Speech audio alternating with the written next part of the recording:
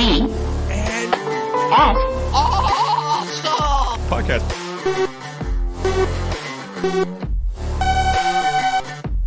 Hey man, you want to play some video games? Let's go. On your mark, get set, terror. Welcome to another episode of the BNS Awesome Podcast. I'm Jim Cumberdale. Jim? I'm Jim Cumberdale. Oh. I'm Cumberland Gap. So, like, is Brune my replacement? Like, is this how this is going? Because it's going to be the BNS. It's going to be the Brune and Scott. Braun. For all the listeners that don't know what's going on, I got another puppy. His name is Brunette or something. Braunette, Braunlo. Marlo. He's like, no, I'm not into this. But his name's Braun. If you watch Game of Thrones, I named him after Braun from Game of Thrones. He's a Dutch Shepherd. He's a little asshole. But yeah, if he's a shepherd, where's his staff and his beard and his robes? Well, Bob, they clip him from the staff and the beard and the robes. Anyways, so yeah, I bought it. We got another puppy 3 months ago. I don't know. Time flies when you spend a month in the Orient. Right? Bob's just coming back from the Orient. And I must say, he has as some of the kids would say, a fresh-looking fit right now. He is rocking the Kirkland signature clubhouse hat. Yet it was like 2 for $20. That is so You got awesome. a gray one and a black one. And you know Was it at Costco? Yes. I made a point to go to Costco in Hiroshima to see what it's like over there. And they got some cool stuff over there. They have Kirkland cheese. They got Kirkland Colby Jack cheese, which is really just marble cheese. Really? And I was like, if I ever had to live here and make a sandwich for grilled cheese, I'd be going to Costco. You've got it set now. You figured it out. I've cracked the code. You were like, I'm not going to live here until I can find good cheese. Yep. And then you were like, hello, Costco. And okay, so I bought. Wait, are you an exclusive member? I'm an executive member. Holy shit! You see, when I got the upgrade, the lady just wrote "exec" on the back in black pen, and that makes it legit. Like, you laugh, but I'll pull out my. No. It is an executive Costco card, but you look at it, and you'll be like, "How is that legit?" You'll be like, "That's not real." Here, this is it. See, exec. That's so awesome. I love that you have your hat on backwards in that picture. Yeah, and I'm just making a face because I said make a face. It was the top of professionalism that day. Right? No, that's wicked. Actually, you want to hear something crazy? And I never really thought about this. Sure. But my son came up with the best idea if he was ever, like, homeless. He's like, I only need to get $60 a year. And I was like, what? Why? And Is this to get a Costco membership and just get the samples? Go get the samples, because it's unlimited samples. They can't stop you from getting samples. They can't. You can go and ask them that. You can have as many samples as you want. That is true. And to the a degree. other thing, $1.50 for a hot dog and a pop. That's a good point. It hasn't gone up ever. Like, it's insane to actually think about it, because I'm like, that's probably one of the most ingenious thoughts. Like, and you can, like, cruise around in there. You can go on the computer. As long as you have your Costco card, your living status does not matter. $1.50 for a hot dog. So, hey, you're busking. You could busk right outside of freaking Costco. Yeah, I'll one up that. What if you got a job with Costco? Then you'd also get the employee discounts on it. You could wear clothes from Costco. Right? Like, it's an insane thought. And I had never thought, like, I would have never thought of that. But I was like, man, like, I hope my child never goes to become homeless, because I'll give him my house. I don't care. He'll be rocking Kirkland everything. You'll be like, "Are you doing okay, Rain?" He'll be like, "Yeah, it's fine." It's fine. Don't worry. I got my hot dog. I got my drink. Water's free. I get free refills. It cracks me up that was a thought. It was kind of ingenious, though. I was like, I would never have thought of that. But it's true. I 100% would go to a town or a city, whatever, that has a Costco and be homeless there, because realistically, how long? Like, I don't know the economics of being homeless, but it can't take that long to get $60. Well, it depends. If you go with some of those panhandles that are just professional homeless pretenders in Vancouver, they seem to make a living to pay off their rent and mortgages on their condos. Yeah, it's crazy. So if you needed to make $60 in a year, how much did you need to make a day on average? Not much. What, 30? Not Apparently 17 cents. I think that's pretty. Could you find a quarter per day? For a year, yes. Quarter. If you found a quarter every day, you'd be laughing. So wait, I think that's way more though. I think. Yeah, it's an extra 7 cents a day if you found a quarter. So calculate that. So 7 or 0.07 times by 365. You'd have an extra $25. Now divide that by $1.50. So that means you got 17 days of meals also. If you can find a quarter a day. Okay, let's just do some more math as long as we're just doing math. Okay, so $1.50 every day be $547 plus your membership fee. If you had $607.50, you could have a hot dog every day. What is it? 607? $607.50. So 365 divided by 607. So you need to get. Wait, that doesn't work out. Hold on, I'll do it for you. Yeah. Okay, so if you had, was it $16 a day? All right, it's you have to make 61 cents a day. But wouldn't it be more than that? If we're gonna have a hot dog and a pop every day, that's $1.50. It's got to be more than 60. Yeah, there's something going on with this math here. Because I did the same thing and it said 60 cents, and I was like, that doesn't work out. Okay, so 150 is 547. So you need 547 for 365 days. 547.5 for all your hot dog eating goods and pops. So you would need $1.50 every day, right? Yeah. $1.50 every day plus there's a dog, he's attacking me. 17. So that's 17. So you need $1.67 a day. There we go. I did it without math. $1.67 a day. That's pretty ingenious. How hard is it to get a toonie off somebody? Have you seen like a lot of the toonies these days are fake Chinese medallions that are not actually toonies? Yes, I actually have seen that. But that's not Did you fair. see that car on the Rainbow Bridge?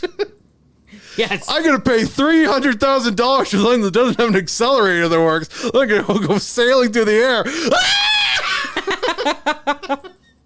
We don't think it was terrorism. Man. But that, like, how crazy is that for $1.60 a day? Oh, he's going back to the hot dogs. He's I'm like, sorry, the hot dog. He's like, let's talk about hot dogs instead of interpolitics. You don't understand how mind-baffling it was when he said that to me. Okay, here's what will really mind baffling. I told you about Japanese hot dogs, right? How the style is totally different. The consistency is always different. And I really don't like Japanese hot dogs. Yeah. Costco has 100% pork hot dogs, but there's the same consistency and seasoning as the beef hot dogs. I didn't like it, but it's still the best hot dog I've had in Japan. That's pretty impressive. No, sorry. That's, It only cost me 150 yen. Right? Hey, they don't change their prices. I don't think it was 150 yen. That was a but joke. Still, besides the point. That's awesome. I'm yeah, it caught me off guard though. Anyways, you were in Japan. I was not. I was here. I played some video games. What did you do? What did you do in Japan? Well, highlights. Let's hit on the highlights. Highlights? Costco, obviously, number one. Costco number one, obviously. Well, I went to go see Godzilla -1 in Shinjuku. And? I quite enjoyed it. Now, here's my question to you. Are you going to come with me to Calgary for the day and watch it while it has its limited Canadian release? When? When? I need dates. How about the 6th? The 6th of December. The 6th of December? We're going to a party on the 7th. We go up, in and out. In and out. Bob and Morty adventure. A Bob and Morty adventure. I can't. I can't. I'm coaching my son's basketball team. They're going to lose anyhow. Hey, it's a winning team full of winners. But yeah. I don't want to like hurt the kid's feelings, but Scott put like a million air quotations when he said that. I did no such thing. He was like WINNER, WinRAR. That's the first game. Otherwise, I would say maybe. Okay, how about the 5th? The 5th? That's our first day off. Ooh. Ooh. Maybe. How about the 8th? Coward! The 8th is a tournament. Maybe. We'll figure it out. We'll talk more. I gotta see what's happening on the 5th. I want this all left in so people can see it. I'm always inviting people to do things. They're always just like, I have a family. There's some basketball game. I don't know. There's some incident at the Rainbow Bridge. I can't make these things happen. Hey, things happened. I'll try for that though. All right, I saw Godzilla -1. I quite enjoyed it. 10 out of 10. Well, we don't use that rating, so Well, 11 out of 70 bajillion. No, ghosts. Ghost rating? I give it a solid 4, maybe a 4.5. Ooh, as good as Shin? It's very different. Very different. Okay. That's good to know. While Shin was a criticism of the government in some ways and a procedural about how to like solve a situation, basically, I guess the underlying element of -0 is the Americans are awful, the Russians are awful, the Japanese government is awful, every part of the government is awful, and if you want something done, you got to do it yourself with no help at all. Also, it can't be a woman. Also, there's other elements involved about how suicide may not be the answer, which I quite enjoy. There's some subversion. I don't want to get into too many spoilers on this because it's going to take some people a while to see this movie because they're not going to be able to see it in theaters. They have to wait for the Blu-ray release and all that. But still fantastic. I liked it. I'll just go into spoilers. It's set just after World War II. Oh, okay. This is in this timeline, Godzilla shows up similar to the original when he shows up. Just into the 50s. Yes. Oh, that's kind of cool that they kind of did it that way. That's interesting. People are comparing it as a remake to the original, which is kind of sacrilegious, and I don't agree because it's got different themes than the original. Yeah. No. Huh. So definitely check it out when it comes out to Blu-ray. Or on the 5th, 6th, or 7th, or 8th, or 9th. We're working the 9th. We'll figure it out, Bob. We'll figure it out. How long is it in theaters for? It's hard for me to tell. Technically, it got released today early, but it was supposed to be released on the 1st only. You know how, like, theaters, they were like, oh, let's release it a day early just because? Yeah. Cranbrook, as far as I know, isn't showing it. Lethbridge doesn't seem to be showing it. Calgary's got a couple locations. Imagine Vancouver's got a couple locations. Okay. Shoot. If it was... I'm going to go see it regardless whether you come or not. Yeah, no, I know. Someone's got to get those ticket sales up. No. Godzilla -1. Godzilla -1. No. I'm excited to see it. I really am. What else? In January, the movie continuation of Gundam Seed is coming out. And partially because of that, they were running the compilation movies of Seed Destiny in theaters, so I saw that. It was all right. Nice. I was wondering whether they'd improve any of the animation or do any changes for the release, but it appears no, pretty much just the same TV animation. Not a thing, eh? They were just like, well, it's good enough. That's not bad. Went to Universal Studios. Was that where the giant Gundam was? The moving Gundam? No. Oh, okay. Sorry. I thought that's where it was. No, they have Mario Land, but it was pretty busy, so... Did you check out Mario Land? I looked at the entrance and a couple other things. They're putting in Donkey Kong Country Land, I guess. That's kind of cool. I was more there just to ride the Jaws ride because it's the only place you can ride it still. Oh, yeah. You said that that's your favorite ride, eh? Yes. How many times have you rode it now? In Japan? Yeah. How many times have I been there? 20? 7 times on the Japanese Jaws ride. That's awesome. And it's got to be that good. Well, it's just like the other one. It's the same basic layout, but it's the only one left operating, so. Oh, that's awesome. No. And then, we went and saw all of the full-sized Gundam statues in Japan. that I know. I got a really good picture. They got the unicorn in Odaiba. They've got the new Gundam FF. I'm doing air quotations. I was just going to say air quotations. Fukuoka. And they've got the RX-78, not -2, but what was that also? F00 in Yokohama. And you said one of them is fully that's the RX-78 F00 in Yokohama. And it's quite fantastic, you said.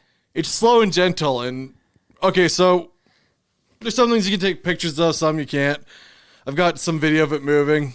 And on the side of the wall, there's a message from Tomino, the creator of the original show, about how he wanted to make something faster and do other things, but there was like budgetary limitations and other things. That's kind of cool that they do. They got a whole museum for how it was built and all the internals, and I got to say, for what they put in it for cost, it's quite impressive. Really? Like, this is a bit of a spoiler, but where we work, there are giant machines that move very quickly. Yes. So you could make a machine like that. Like, nobody's saying you couldn't, but it'd be so cost prohibitive to make an actual mobile suit that could walk. Like, no one would want to spend that money. You're talking like $50 million minimum. Oh, yeah. And how much do they do it for? Less. Much less. A couple million? Wow, that's impressive. It's pretty cool. I had to laugh because the motors that they have over there, they've got like the control side. There's a little 4-pin little screw and plug. Yeah. And the supply side is also a 4-pin screw and plug, but bigger. And any motor we ever hear, it's just like, okay, just guess at the terminals and just butt splice them around together. Put it in. Plug her in. Over there, it's just like very nice plug and play, very clean. That's so funny. Oh. But yeah, that's Yokohama. And there was like I say, there's a big museum there. I guess the one aspect, they've got like Gundam bases is what they call their stores, some of them. Yeah. So if you go to a Gundam factory base, if you go to the one in Hakata, there's a giant reference on the new Gundam variant they have as a statue there, right? Okay. So like they have a whole bunch of different like high grade, normal grade, master grade, perfect grade models of the NU 93, whatever designation that's there outside the building. Okay. So they only sell these specific models at that specific store. That's kind of cool. So then you go to Odaiba with the unicorn, they sell variants of the unicorn there. You go to Yokohama, which is only going to be open until early in 2024, they sell specifics of the RX-78 F00, which is different than the RX-78-2. Even though, you know, they're very, very similar. Okay, so like the lore behind the RX-78 F00 is that after the battle, and I guess was it Abaoku or was it the other one, Solomon? I can never remember. I'm not too sure either. Anyhow, after Amur's Gundam was, you know, messed up by Char, pieces of it fell through the atmosphere somehow and it landed in Yokohama. And then they took the remains of the Gundam and rebuilt it into the RX-78 F00 or whatever. Oh. So like the lore is that it's the original Gundam rebuilt into new specs. So like in somehow in our universe, our current universe, that there was no war, 1 year war, and all this divergent. Somehow it just maybe there's like a portal in space and it landed on the ground. That's cool. It's very unclear. But it's super cool that they like go to that extreme for the lore. Oh, like That's and fantastic. here's I'm gonna go the exact opposite. Okay, so like there's all these tons of people working on the lore and making things consistent, and all these different model numbers.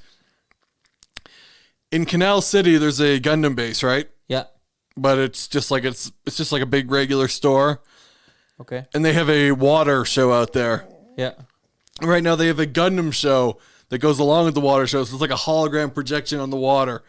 Oh, I know exactly what you're talking about. And it is absolute bunk madness. Like, I watched it. I was like, I recognized all of those mobile suits, and I have no idea what that was about. Like, that makes no sense lore-wise. They had UC Gundams from the 1 Year War timeline mixed in with UC Gundams from the Unicorn, that era. And then just Mobile Suit Gundam Seed and Destiny Gundams just showing up. Like the Astray shows up for some reason. I'm like, this is pure fan service. I have no idea what's going 100%. on. But would you rather have that than nothing?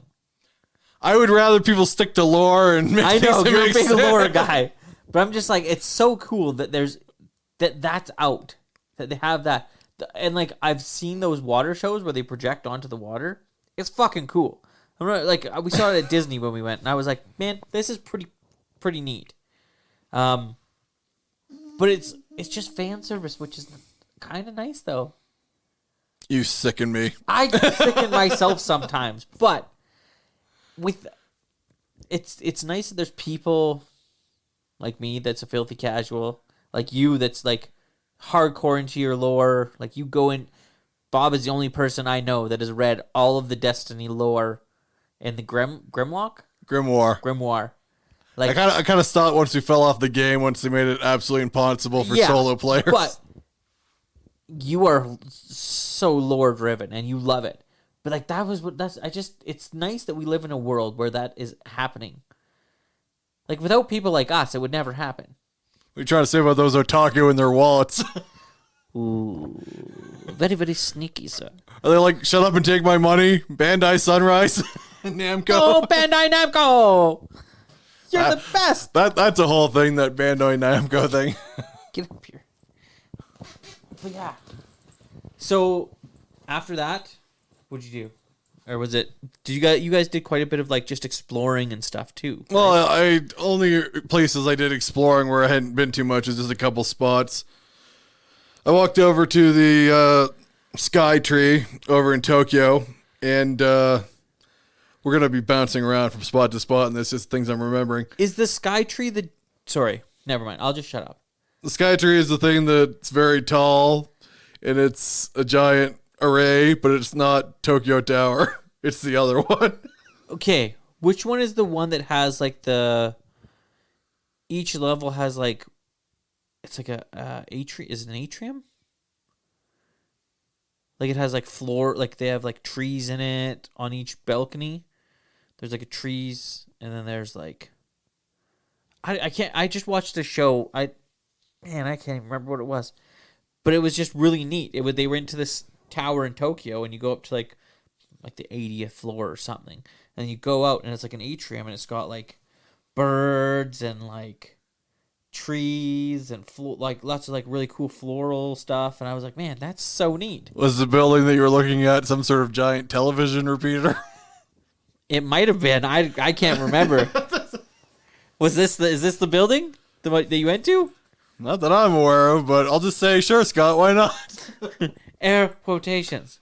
Okay, so anyhow, I left Ueno and I walked over there. And as I was walking down the road, I found this particular road that goes from Ueno to the Sky Tree. Would you like to know where the shrine and funeral parlor stores are in Tokyo? You found them. Pretty much like a full 20 to 30 blocks, one side of the street, is every home shrine supply store you could ever want in your life. As I was walking by, there was even one set up like on a display for James Dean. Wow. I was like, so that's what it would look like if James Dean had a You were like, oh. The more, it was like one of those things where the star comes across. The more you know. The more you know. So yeah, if you need me ever to show you where to get stuff for a shrine, that you want it in your house, I got you covered. Perfect. That's hilarious that you managed to find that. Well, like you said, there's like a place for everything there, right? Yes. Which is crazy. Yeah, no. That's awesome. That's so funny. And you were just wandering around and you were just... I was like, I've seen the sky tree in the distance, but I never actually walked over there. Yeah. And so I walked over there.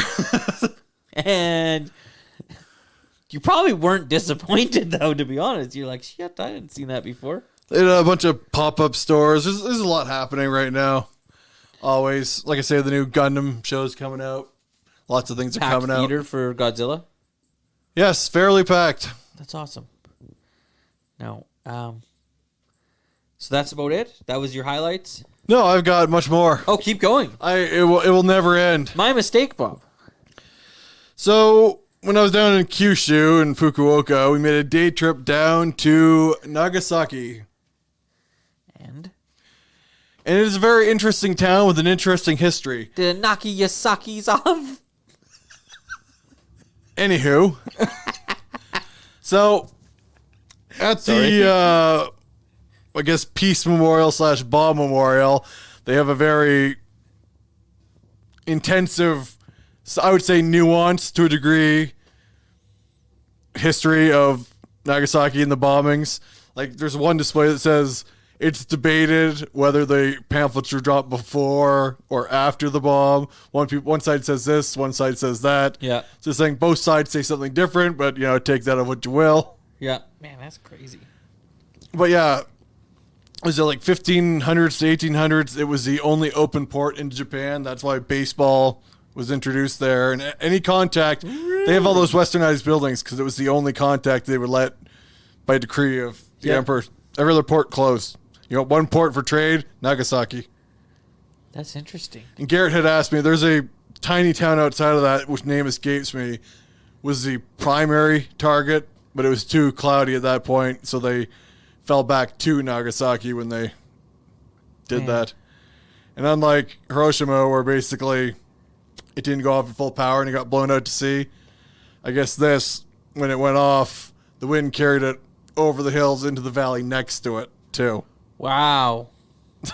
Man, it's weird going to those places. Like, we went... Did you come with us? Did you come to Pearl Harbor with us? No, I was busy planning an attack on them. I mean... The infant... No, I was probably doing the other things at that point. I remember we went up to the pillboxes and did all that. But when I think you went to the harbor, and I can't remember what I did. Probably went to Don Quixote's. That's a good chance. That's a good chance. But, like... You got any hot dogs? Hey, I got $1.50 hot dogs here. Bullshit. Listen. I love Don Quixote. Hey, so... It's funny, we were trying to figure out, I was like, oh, we should do something like this coming year. And Brian's like, oh, we should go back to Hawaii. And I was like, we just hit up Don Quixote's and like get all the stuff we need. And she's like, yeah. She's like, that's the best store ever. The Japanese stores are a little different, but it's pretty good. It's pretty good. But what I was going to say was, like, when you go to those... They've got a Kamakura there now. In Japan, in Hawaii. Yes. Remember that mall we went to? I took you guys. It's got one there at the food court now. I might have to check that one out. You're like, oh, let's go to Hawaii. And I'll be like, I can't go. Sorry. Well, nope, not happening. But it's strange going to those kind of places. I found, like, when we went to Pearl Harbor, like, it takes it, like, I don't know how to explain it. Like, it hurts you. Is it a somber realization that everything can be so awful? Yeah, it really is. Like, I do not cry easily. I'm not like that. But, man, you listen to the story, like, when you're there and then you start realizing, like, oh, shit. It really hits you. Like, I found, at least. Like, man, I definitely shed a couple tears at Pearl Harbor. And it was just, like, it's shocking to see the horrors of what life can be. Does that make sense? Yes. I don't know how else to explain it. Did you have that there, too? Yes. Yeah, I'm not made of stone. It's deep. It's one of those deep things. Like, I can compare it to on the other side of the spectrum is like seeing the Grand Canyon in real life. When you see Grand Canyon in a picture, you're like, that's a cool picture. I usually just look out of the plane and look down, and then I keep going. But like if you go right up to like the platforms and you look down, you're like, holy, like this is wild. That's a mile down. That's a long freaking ways. Like that, it baffles your mind in a good way, but in that way, it baffles your mind in a horrible way. And you like, they have all the plaques with like names on them and ages, and you're like, oh, it's heavy stuff. It's heavy stuff. I suggest are you suggesting everyone go to Hawaii? This is what you're suggesting? Let's all go. They don't have enough problems as it is. Let's get everybody on Hawaii. The island could tip over, just like that other, like Guam, like that senator from Guam. The island will tip over. Damn it! It's very narrow. It's got a slow center of balance. You've seen that senator from Guam, right? No, you got to check him out I'll have sometime. to check that out.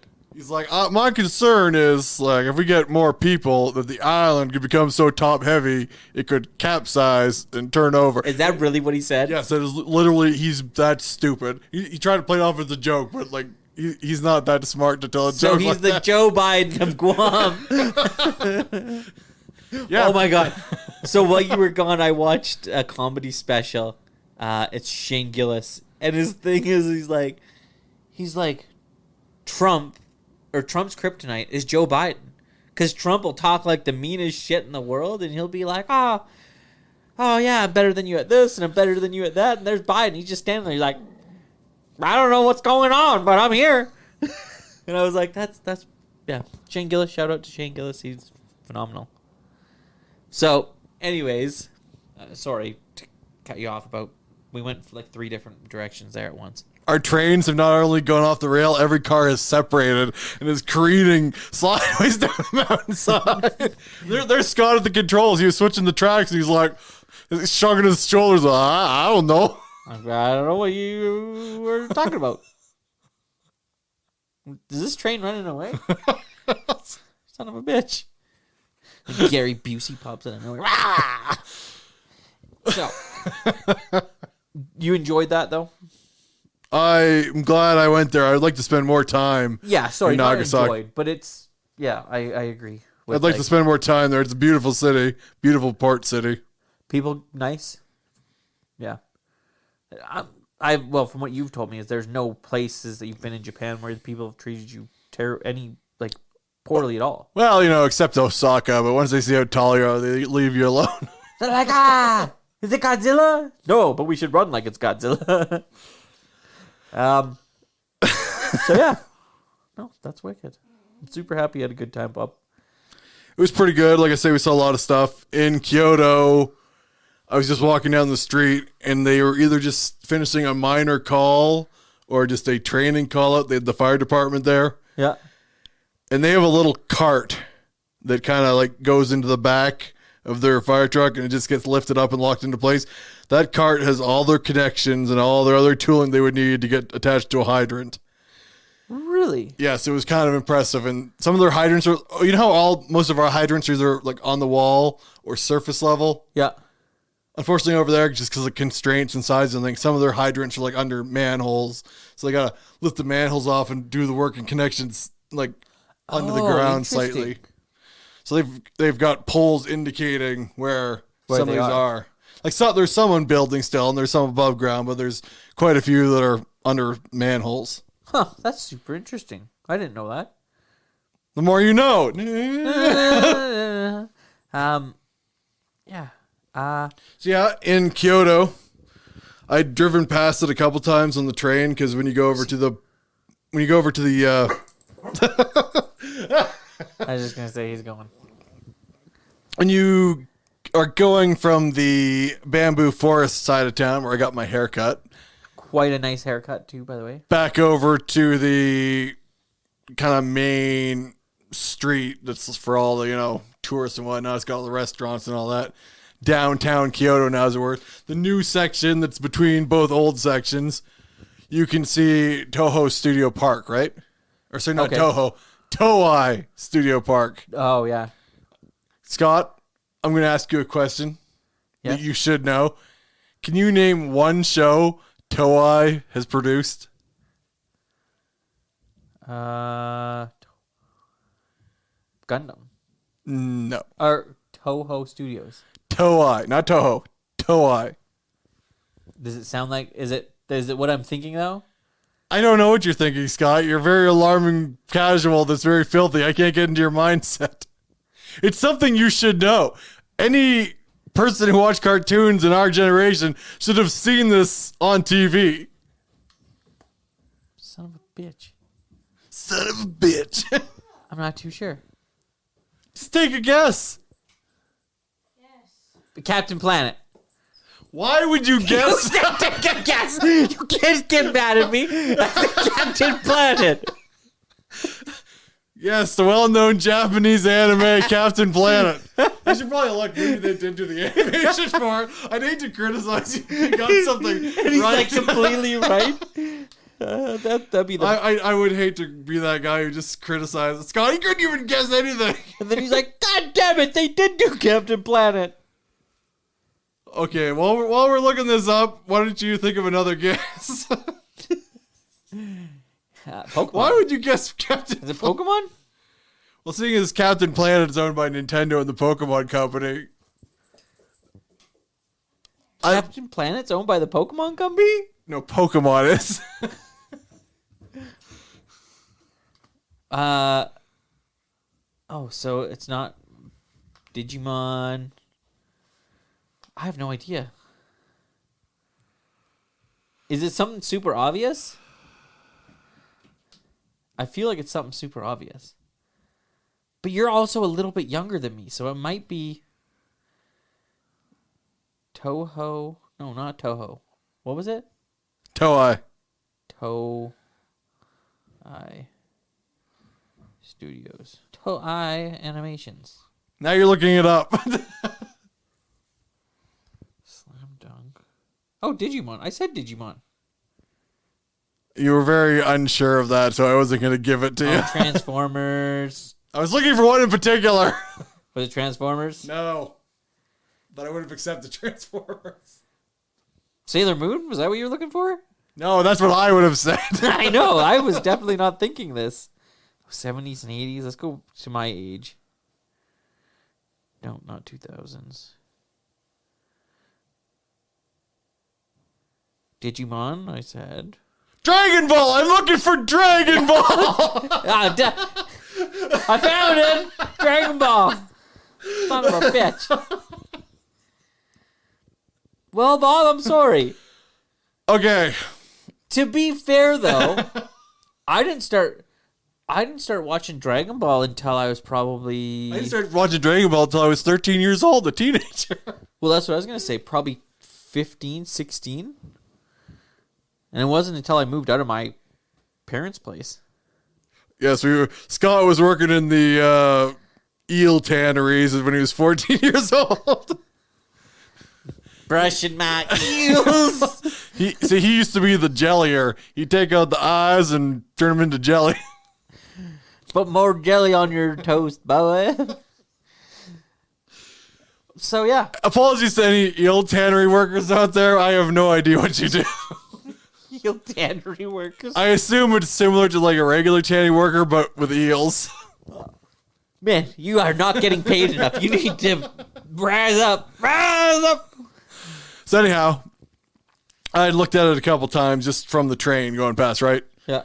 So I was looking into it. They have a Evangelion Unit 1 now and a bunch of Toho or something. I keep saying Toho because I know, you have got me on Toho, and I'm like, Toho. I'm having a conniption fit, so maybe Scott can fix that in some of the editing, or he'll just add more Tohos. Toho. It's me, Bob Toho. So at the Toei parks, it's really painful because like I'm pretty sure that Toho was one of the producers of the rebuilt movies. So like every studio has deals with each other. Oh, over it's there. crazy. But anyhow, they have a Evangelion Unit 1 and a bunch of merchandise over there for Evangelion. Yeah. So I went to go see the park. They've got a active movie set that's used for like TVs and movies. Okay. It's basically they have a tiny little Edo style town in that time period. They've got different shops, they've got a waterway, they've got a bridge, they've got all these different little houses and barns.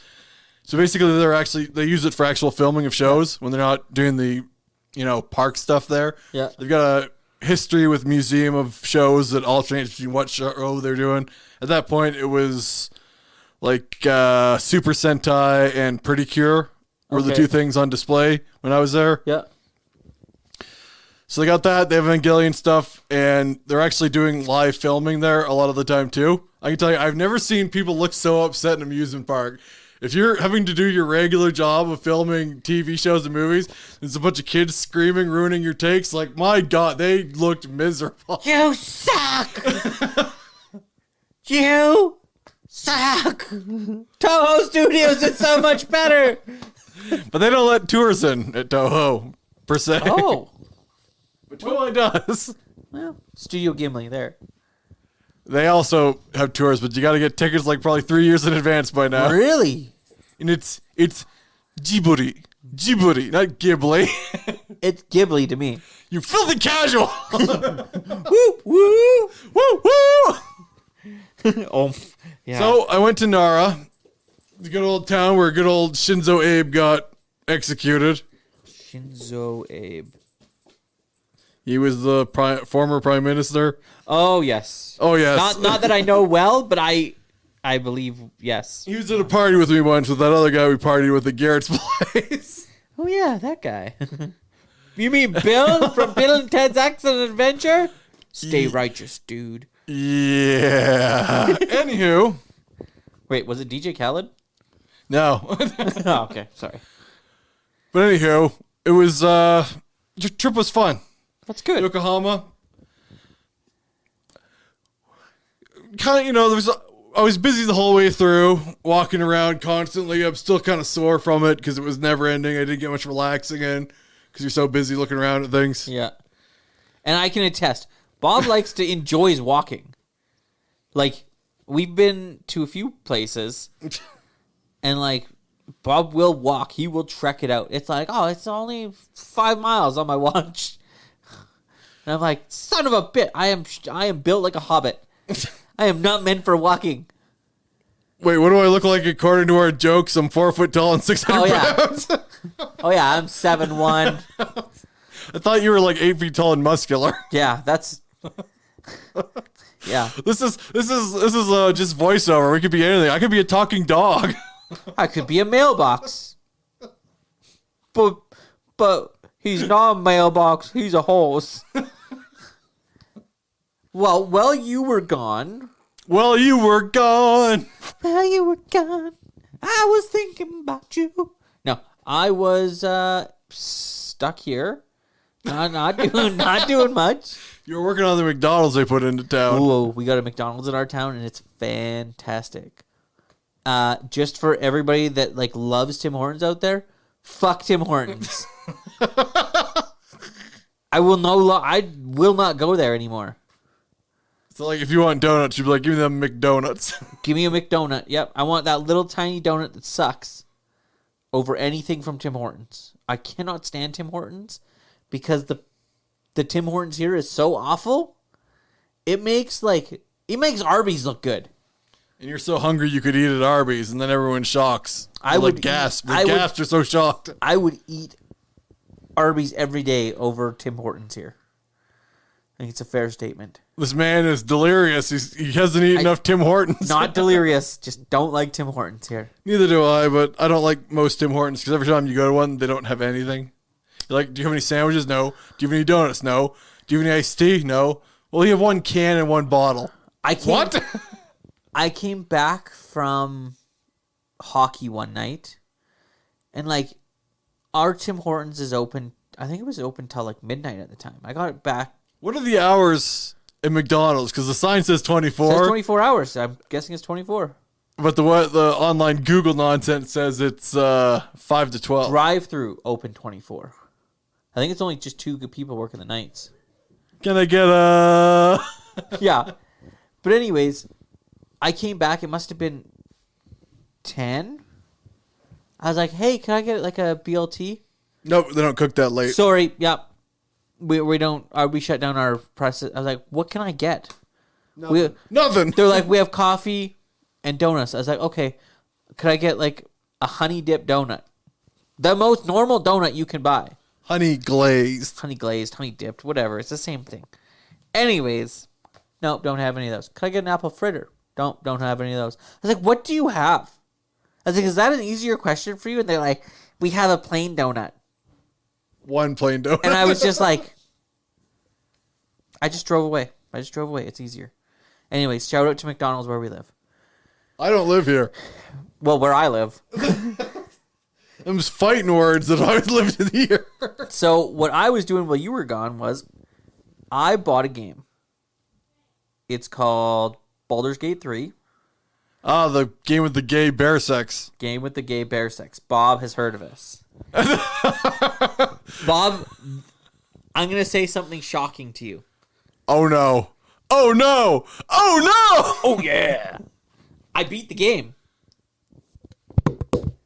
Bob is thoroughly shocked. He has nothing to say. He has put his mic down. I can see the shock and disbelief on his face. When was the last time I beat a game, Bob? Why am I not surprised? The only game you've ever beaten in the last 20 years is the one with the gay bear sex. I guess I shouldn't be surprised, but like a part of me is dead now. No more late night camping trips, eh? Is this like related to Super Troopers? Is that what gave you the motivation to finish the game? Excuse me, bear fucker. No, honestly, I don't even think I got that option to fuck the bear. But it's a fantastic game. Really? Like, I thoroughly enjoyed it. Like, everybody knows on the podcast, like, I love D&D. This was so nice to play this. I didn't have to fucking worry about getting a group together. Everything is a roll. Like, everything. It's fantastic. So basically it's just D&D for people who can't get a group. Very much so. One campaign. Multiple playthroughs. Like, I'm going to start another one right away. But I put probably 60 hours into it. So you like it better than Fallout? You're saying Todd Howard is dead to you? No, I still love Fallout. What's a better role play game? Ooh, for me, Baldur's Gate. But Fallout 4. Todd Howard is dead. He's dead to Scott. Yeah, probably. Yeah, he's Larian Games. Honestly, they know how to make good role playing games. They had, what was their other big one? Shoot, I can't remember. It was on PC also. As long as we're talking about Todd Howard. Let's talk about Howard. Oh, you're talking about you love this game. I'm just curious because I did not beat Starfield. When I left, you were playing Starfield and you were saying how good it was. I was really enjoying Starfield. And when I loved you playing Starfield, when I come back, you finished bear fucking. Like, what the hell happened in those 3 weeks? I'm a new man, Bob. I've seen some things. Like you're saying. I guess I'm gonna come down. I'm not gonna mince words. I'm gonna just ask it full out as straight as I can. Are you saying that Baldur's Gate is better than Starfield? 7,000%. How could that be? How could it be now? It's been a while since I played a game this good. Honestly, like that is. I didn't want to play Starfield because it looked stupid to me. And you never did you? Nope. See, pick up Baldur's Gate. First scene, bear. I'm out. No. Honestly, if I have beaten a game, I think it is so well worth it to check out, especially at how much of a filthy casual I am. If I beat a game in less than 2 weeks, 3 weeks, I guess. I guess it'd be 3 weeks. I beat it in 3 weeks. I haven't beaten a game in years. No, that's actually tangentially related to things I was looking at today. Yeah? Because all games today are just awful. Yeah. It seems to me the majority are. And I was thinking, you know what? We should play some old school games. Yeah. We're going to be playing tabletop. Did you play any Warhammer while I was gone? I did not. Have you gotten better at Warhammer? No. But I played Baldur's Gate. Scott, why don't you tell the people how your first Warhammer matchup against me went? My first Warhammer matchup went really well at the start. I got my troops laid out. Bob suffered heavy casualties of one guy. And, yeah, it was a win-win situation. I feel like we both won. How many years have I been playing Warhammer, Scott? 20-something? How That many? makes you feel old, doesn't it? Yeah, it does. How many years have you been playing Warhammer? Less than one. Negative 6. I feel like, honestly, it's a hard game to get into at my age. It is a young man's game. I come in there, you guys are like, I'm gonna do a D7 rectal cavity search, and I get to roll 74 times, and you don't get a roll on your next turn. You're dead. And then the game's just called I Win for Bob. Oh, Bob, what are you doing there? I win, don't worry. See, I talked to a couple of people about that, and they're like, you just steamrolled them? I'm like, yes. They were like, You didn't show any restraints or anything. I was like, well, at one point I tried not to, and Scott was like, oh, just shoot me already. you're like, it was so bad. It was so bad. Bob could have killed me way quicker. There was at one point, he's like, no, I think it's your turn. And I'm like, you didn't finish your round of combat. You only used one guy. And he's like, no, I'll let you go. And I was like, no, Bob, you just finish off your round of combat. But, like I said, I think it's... Okay, who puts their HQ 6 inches away from people in the front? I didn't know. I had no... rather than being a good friend and being like, hey, Scott, since this is your first game, this is your HQ. Maybe put it back over here so nobody can attack it. I'm like, hey, that cool thing looks like it needs to go right there. Bob's like, yes, it does. I asked at the start. Put it there. I said, are you sure you want to put your HQ out in the front 6 inches away from everybody? And you said yes. I was like, he must have some reason to do this. He must know something that I don't. As you're like, well, so this is your first game, right? Yep, sure is, Bob. And you're like, maybe I should put that there. And you're like, I'm like, I don't know, maybe I should. I don't know. Are you just saying that to me, just so you can beat me quicker? I was like, I don't know. And then Bob's like, today you die, Bond. It was pretty bad. It was really bad. It was funny though. I enjoy. I'm not gonna say I didn't enjoy it. But yeah. So, we played a game of Warhammer. We still need to do our lore. We'll get into that one of these days. Now that you're back from the Orient. Yes, we can. There was a lot of. I went to the cafe there, and it was pretty fancy. They don't paint to tabletop; they paint to display. Yeah. Although, at a couple of the places and hobby shops did make me laugh because they had just base coat. They had base coat and highlights. They had base coat, highlight, inking, base coat, highlight, inking with details, and they did it was the whole spectrum of what's acceptable for tabletop. Really, that's kind of cool though. So how did my painting stack up to some of them? Well, Scott, I just painted tabletop standards. I know you do, but unfortunately, I'm not sure either of us are going to win the gold. No. I don't think we're going to win the Golden Goblin Award. No, definitely. Well, you never know. I'm going to come out of the shadows and It'd be like the one year everybody else's car broke down and the only entrance are me and you, and you just win by default. Bob's just like, I can't do it again to him. They're like, well, your painting's all the tabletop standard, but you're the second guy, so I guess you get second place. But not bad though. I think your painting is fine, and your Necrons look pretty good. Perfect. That's all. Like, I'm curious because like I don't see a lot of other people's stuff, so it's nice to like. Well, consider these new associates of yours painted a much higher level than my old group from my. Like I pointed out to you, I was the only person in my gaming group that actually had a tabletop finished army. Yeah, that's kind of crazy. Like it was.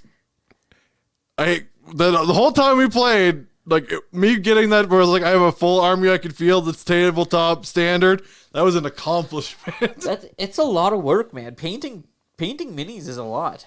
I've honestly I took a little break from painting minis because I was like, man, like I painted and painted and painted for like it's never ending. Good 2 weeks solid, like to get my Flesh Eater's Court army done. Like, never ends. You need to be painting. But yeah. I would like to, now that I'm back, make an order to the good old James Workshop to get some of that contrast paint to try it out. Oh, that's their counter to the Army Painter's speed paint, right? I believe so. Yeah. You paint like white and then gray at an angle, and then you just base coat everything, and then go from there. And then like you don't even have to use your null oil or anything. It's neat. But like I said, Army Painter was doing it first. But I enjoy it. If you ever want to use any of my Army Painter stuff, like definitely try it out. It's interesting. But yeah, anyways, well, I'm glad you had a good trip. I'm glad you're back. There's more stuff that happened, but like we gotta have other times to talk about things when it comes back. Yeah, no, we'll like I said, there's one more full size Gundam, and it's in Shanghai. Ooh, in China. Is that where Shanghai is? I was looking all over for Japan. I couldn't find it. The People's Republic of Japan? I think so. Ah. Shanghai, is that in Taiwan, the other China, or is it mainland China? I think it's in South Korea. No, North Korea. Oh. That Kim Jong-un guy, I heard, is a big supporter of the Gundams. You know what? I could actually see that, though. Do you know a Supreme Leader doesn't poop? Well, he's Supreme. Do you think he wears like Supreme stuff when no one's looking? He must. You be like walking in. I'm Supreme Leader. Okay, I got something for you. This will make you vomit in rage and terror. Will it really? Yes, it will.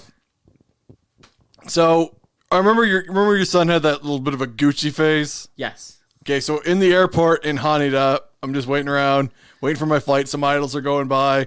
Relaxing, just waiting around. I look over, there's a Louis Vuitton, I believe. It was one of those stores. And I was curious, because there's no prices on everything. No. So I looked up, do you know what just like a basic pair of pants from Louis Vuitton for women costs? Like, this is the low end. It goes way higher. Go higher. 5. That's a good range. The cheapest one I saw in there was $3,000. And then you just sneeze on it. No, but here's what I'm getting. So that's like $3,000 for Louis Vuitton pants. Yeah. Carhartts are now also becoming somewhat of a luxury brand. Carhartt pants, I buy these ones that I wear. $129. They're like, I think I get them on sale for $80. Yeah, and they're not the double one this line got. I think this line of pants I'm wearing actually got deleted because now the only way you get the handles in the other pockets is with the double front. Yeah, with the double knees. That's fucking crazy. Which are more expensive, but yeah, I think these pants, this particular model of pants has been discontinued as far as I can tell. Well, that's like. But there's a point with this. Supreme. How much do you think a pair of Supreme jeans cost? Oh, way more. I thought it would be, but no. Supreme jeans, some of them $400. That's not bad compared to Louis Vuitton. Well, no, like it just compared to regular pants, that's really bad. But well, yeah, but even nowadays, like, do you remember, like, say when we were younger, like 18, 19, for like a good, solid pair of pants, like say like $40. No, I would like $100. Like for like a set of like a pair of like nice designer jeans, like not like just like. Oh, I never wore those clothes. No, I know, neither did I. But I'm just saying, $100. That's roughly the same price as what it would have been when we were in our 20s. I usually wore normal pants. Yeah, I know. Walmart, Costco, Wranglers, good old Wranglers. frickin' Salvation Army. It's only in my adulthood I started wearing Carhartts because they had the hammer handles for my Frickin' wrenches. fancy pants bastard. It's got a holder for wrenches. It's actually for welding rods, but I can put my wrench in there. I do it all. I mean, what do I say? Wait a minute. What do I do for a living? What's my job? You put your wrenches in there? I'm calling Carhartt. This is bullshit. Oh, yeah, I'm a used car salesman. So yeah, when I'm fixing up the cars on the lot and I'm not wearing my suit and tie, that's where I put my wrenches. Now everybody just thinks, have you ever seen that movie Matilda? I think I saw it once. Way back in the day. Okay, so we used to have, before they burnt it down, the downtown school in Alford would have movie night like once a month. And I saw it there, so I wasn't really paying attention. But I saw it once. Okay. So if people were to go by, you're 4 foot tall, blah, blah, blah, you're Danny DeVito from that movie. Used car salesman, just ripping people off. I guess that makes sense. Got a twin brother named Arnold. It's not a tumor. I like Danny DeVito. He always comes in blasting. Right? But yeah. Anyways, I think that's a good one to end on. Bob, super happy to have you back. It was fun in Nippon, but I'm back. And also, me and Bob have planned one convention this year to hit up. Otafest. Otafest. I'm super excited. We're really going to Anime Japan. Don't tell nobody. Everybody be super quiet.